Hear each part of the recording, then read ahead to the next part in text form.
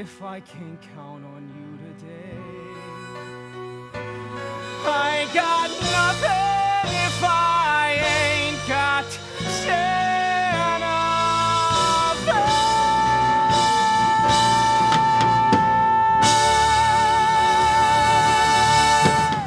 You may not know him now, but you soon will. Today's guest is starring in two of the most high-profile musical theater projects of the fall. He's currently about to open in the long-awaited stage version of Newsies at Paper Mill Playhouse.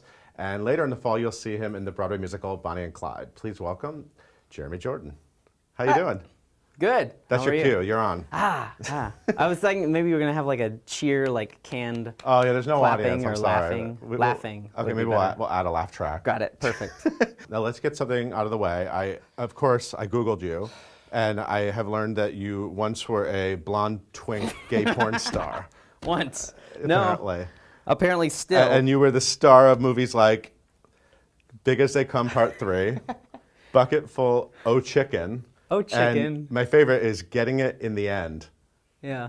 This is your IMDb page. Yeah, that's... This is not you. No. This is a no. somebody with your name. Yeah, he's getting a lot of free publicity these days. And I noticed on your Facebook page you actually say that right off the bat. I do. I am not the gay. I'm not the porn star. There's also like a 90s. Yes, there he was two. He was like he did films. He did like some. I remember him. Some singing. He was a pop singer. And he was also like a pinup boy, poster boy. And okay, so this is That's Jeremy, not him. This is the porn. That's this porny. is Jeremy Jordan. That's porny. But this is also Oddly, kind of a porny picture. Our nipples look very similar. Your nipples are similar to the pop star. That's the pop star. The pop star Jeremy Jordan. Similar nipples. Okay, well that's good to know. He's much older than me though. Maybe like 15 you're years definitely or so. the youngest of the batch. Yeah. When did you? It's neither of their real names. Well, that's what I was getting at that. This is your actual name? Yeah, You birth. own this. I own it. These guys just thought it was an awesome name. I always thought, I was like, maybe I'm going to have to like use my middle initial, like Jeremy M. Jordan. Yeah. When I joined SAG, I had to I've use seen some it. of that out there. But like, I don't know. Everybody told me just not to, and just to try to overcome all that stuff. And You will eventually take over them in Google searches. please. It doesn't help that the first image, I don't know if this is still the case, but the first image in Google search was my first professional gig, which I did The Little Dog Laughed, where I played a gay callboy. Yes. And the picture is of me basically naked in bed with another man. So it doesn't help that that's the first picture that pops up, and then you see, other things hanging out from other... You are speaking of this picture. That's the one. So yeah, there's a lot. Nipples. And the similar nipples. It's a play at home game to compare the Jeremy Jordan nipples. Oh yeah, it's like find the real Jeremy. Based only by nipples. Yes. If so only. Newsies. Let's talk about Newsies. Newsies. Now I saw Newsies yesterday. Yeah. And I love the show. It was a little bit Annie for boys. A little bit. And there's a little bit of Les Miserables in there for me. As a dash of. Yeah, there's a dash of. There's definitely like that defiant marching and yeah. Well, the songs are like anthems, a lot of anthems. no flags yet. We're still in previews. That's a good idea. Flags could be pretty awesome. They could. We'll call Harvey Firestein. No, he will bring the wrong flag. So this movie, you were very young when this movie came out. Yeah, I was like 7 or 8. Maybe. And you remember it? God, yeah. I remember seeing it in the movie theater more than once, and definitely burned through a couple VHS tapes.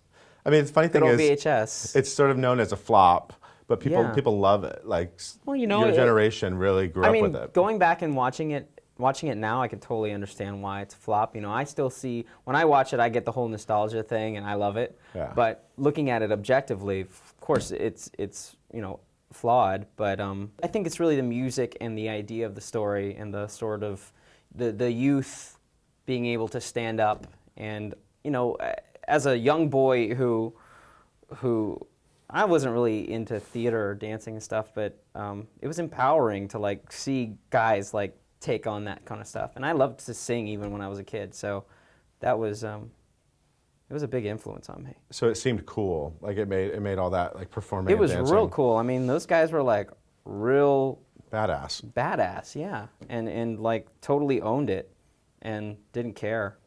Do you think that Newsies should go to Broadway? Yes. Yeah. Please. Yeah. Anybody that you ask that's my age will probably tell you that. Right. Just because it's like this show that we all grew up with, and it's like always been like, why isn't Newsies on stage? Right. I mean, it's been out for 19 years, and it's like this great musical, and it's not like some grand sweeping thing where you have all these different settings. It's just Right. New York City on the street, boys dancing, go. Easy. Put it on stage. You'd think it was that easy, but it wasn't apparently. How was the dancing for you? You know, I There's a don't lot of dance a dancing. lot. You We dance. have- You dance a bit. I You dance didn't do I any of the definitely- big kick moment, high jumping. Well, I'm not very flexible. Oh, okay. So I can do like small dancing. What is that? I don't know. But I definitely do a little bit. You know, I do like a little bit of tapping, and I do a little bit of just normal dancing, you know, twirling, defiant things. But we leave the big leaps and flips and stuff to those boys that are just ridiculous. What I want to do is show you some photos. I'd like you to talk about them. Some photos that I found. So you might want to take a drink of your vodka. I know where this is going. Or whatever that is. Yeah, I'm ready. Give it to me. You okay? Yeah. All right. So let's start. This is. Hey. Aw, that's you. I remember that moment. No, you don't. Where did you grow up? Corpus Christi, Texas. Oh, okay. Oh, wow. So you're a Texas boy. 18 years. And how big was your family? Small, very small family. Okay. Relatively, you know. I have a little brother and a little sister. I have a couple step siblings, but my parents have been remarried a bunch of times, so it's hard to keep track. Wow. A bunch of times. Yeah, 7 amongst the 2 of them.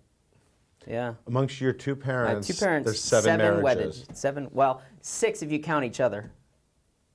Wow. Yeah. That's a lot. Each have been widowed once, too. Wow. It's pretty interesting. That's pretty unusual. Yeah. But, baby. Cute baby. Cute. I won a baby contest. Did you? When I was like 1. Curly hair. Apparently, I was awesome as a 1-year-old. Clearly. I don't know what happened. All right. So, Oh, man. So that's you, right? The second kid over? Right there, yeah. And what is this? What's happening? This is the Pied Piper of Hamelin. It's my first play. My grandma directed it. Oh, really? At the community theater. So did Grandma kind of throw you on stage? Yep, basically. Yeah. I don't think, my mom tells me that I did not want to do it. That's the last thing in the world that I wanted to do, was be in a play. But I did it. Okay, so who's this badass? What's going on here? That's you, right? That's paper I that I can tell. colored to make a, it was like Texas Day in school or something. And so you were like a had to, like- forefather or something? Something like that. You see like these girls are dressed up in dresses.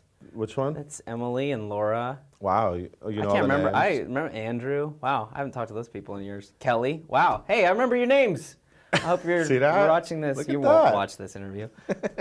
But I had to dress up and give some presentation, I guess. What is this? What's? That's me as the mute in Fantastics, Oh, okay. which is probably the show that got me into it. into acting. So that's when it like sort of clicked for you. Yeah, because I was always a singer, and I always was in choir and stuff, and I did like a few ensemble-y stuff, shows, and I auditioned for Fantastics for Matt, the boy, and they ended up casting it older, and I was like, and so they called me and like, do you want to play the mute? And I said, I'm a singer. They're like, no, you can play the mute.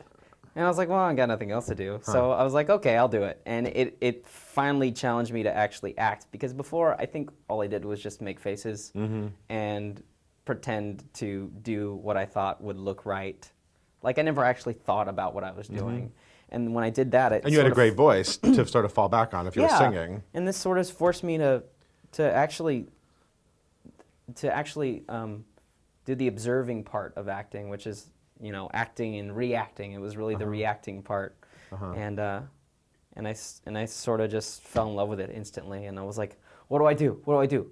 Where do I go? Because I wanted to be like an engineer or like a scientist or something like that. But something clicked there, and I was like, maybe that's not what I want to do. And that was what, during high school, or was that High community school. That was theater? my junior year in high school. Okay. It was pretty late that I decided that I wanted to do this. Huh. Yeah. Okay. Who's that kid? That's me. That's a look. In high Is school. that like a red? No, Like you dye the top? No, it's What is like that? it's like a colored gel. Oh, okay. So it's Yeah, just like it a was fun, real cool. fun colored gel. And where were you going with your colored gel? Probably just going to school. Were you like a popular sort of No. like goofy kid? Oh, you weren't. No, I was a choir boy. Oh, you were. I mean, okay. I wasn't like not liked, but I changed groups of friends like halfway through high school. Like I made a switch. A lot of my friends started like drinking and going to parties and doing other things Right. that I didn't really care to do. Right. So I stopped hanging out with a bunch of people, and things just, things change. Well, now this, I have no idea what age you are here, but it had to be shown. Oh God, that's my Halloween costume in what, 2006? And what are you? I'm pants, or also known as Legomania. Would you do like cartwheels with this? Sort of. It's like a blur Sort of of. pants. Sort of. In this picture, I'm wearing a black like undershirt Yeah. and some old pants that I cut the crotch out, and Your head is the crotch. well, I don't know. I can't really see Popping my head. out. You can't really tell if I'm standing on my hands or my feet. So I think I can. I think it's pretty elusive. This is another one. Okay, yeah. That's the that's the anything but clothes party that we threw at college. You're supposed to wear anything but clothes, and I thought that was the stupidest idea ever. So I went online and printed out pictures of clothes. I had a lot of time on my hands.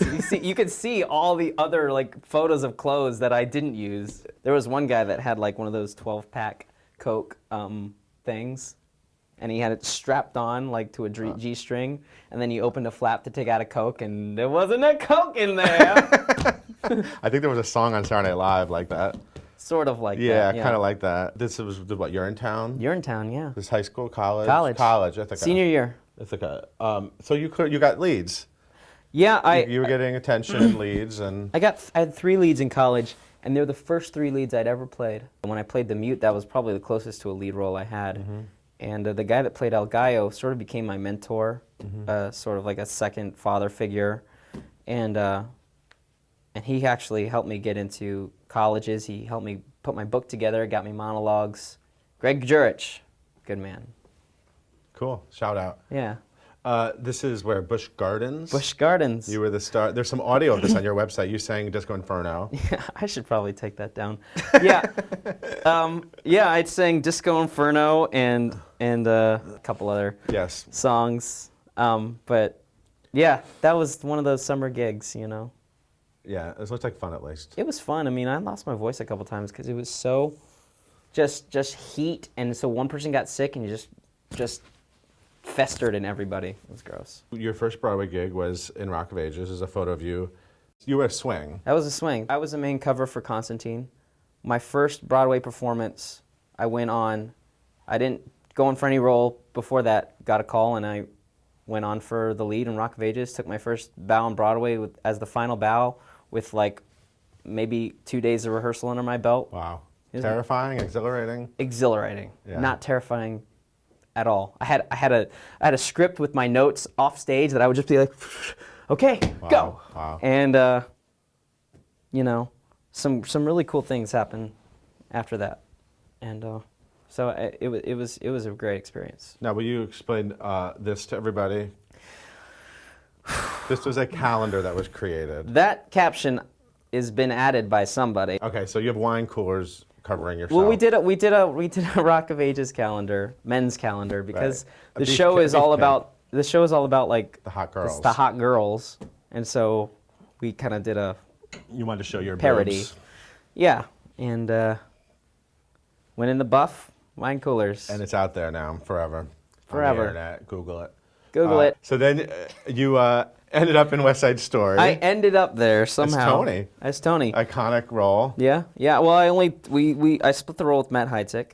He Right. did like 6, I did 2. Right. I left Rock of Ages to do that, and just to be able to sing that music and to get to work with Arthur Lawrence, right before he died was pretty incredible. Yeah. it's definitely an experience that helped me grow as an actor, and I wish I could have done it longer, but. You are in a movie. Yeah. With this lady. Dolly You Parton. play her grandson, right? Yeah. Joyful Noise. Can't you see the resemblance?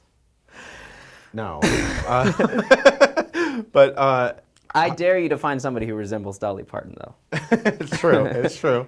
How was she? This is Todd Graff's new movie. Todd Graff? Who made Camp. Todd Graff, who was at that performance of Rock of Ages, my first show. It's the only reason I got that movie. Are you serious? He happened to be there when you went on? Serendipity, fate, That's whatever you call it, amazing. I don't know, but He said was that's there. Dolly Parton's grandson. Well, he just finished writing the movie, like right before that. Wow. He'd come to see the show just on a whim, I guess, and there it was. That's amazing. Pretty amazing, right? That's amazing. So is it going to be a fun movie? It's like it's Dolly Parton and Queen Latifah in the South, and that's all I know. Yeah, in Atlanta, they're in a gospel choir, and it's a really good gospel choir that's made it very far in previous years, but they have never like made it all the way. It's sort of the drama of what happens. There's a shift of power within the choir, and then I live in New York, and I kind of get kicked out of my house, and I come to live with my grandma and shake things up. I fall for Queen Latifah's daughter, and that causes some drama. And then I also am like big into music, and I'm like, what kind of music is this? You guys are like singing boring old gospel songs. You fix the whole. You shake everything up. Yeah, he's like the protagonist, the antagonist. You're Kevin Bacon in Footloose. Yes. With a little less dancing, maybe. Yeah, and a little more swagger. Okay, a little more swagger. Now this is the final. This is Bonnie and Clyde, which I want to talk about now. You and Laura Osnes. Yeah. You did the show down in Florida with Laura. It's starting on Broadway in like under 2 months. In 2 weeks, we start rehearsals. While you're doing Newsies. While I'm crazy doing schedule. Newsies. Nuts. This guy is pretty fascinating, Clyde Barrow. Clyde Barrow, Did yeah. you do a lot of research on him? Or I did a lot of research at first. I'm gonna from need Texas. From Texas, from East Really Texas, poor. which is very different from where I'm from. Very poor family, very poor. Very poor. I mean, he and Bonnie both grew up in just the slums of Dallas, what they call West Dallas, which was just literally tents, Yeah. like out on an open plain, and it was really bad. And so they both dreamed of getting out, and the only way he knew to get out was to become a criminal. Right. That was the only way that he could get money. He couldn't go to school or go to college. And the only way she thought she could get out was to be a movie star, Right. and use her charm and Right. all that stuff. And through that, they found each other, and things just went downhill from there.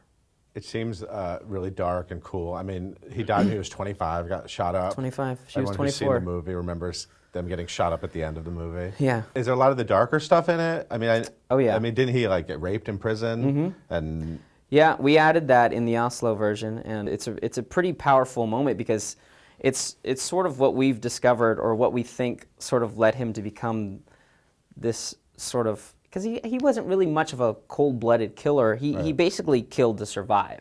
Right. He never like point blank like gangsta style Right, shot right, anybody, right. but to be able to kill somebody and be okay with it, some things have to happen to you in Right, your life, and, right. and so that was sort of what we decided was the thing. It was Right. this just brutal abuse in prison, and he ends up bludgeoning the guy to death. yeah, his first killing.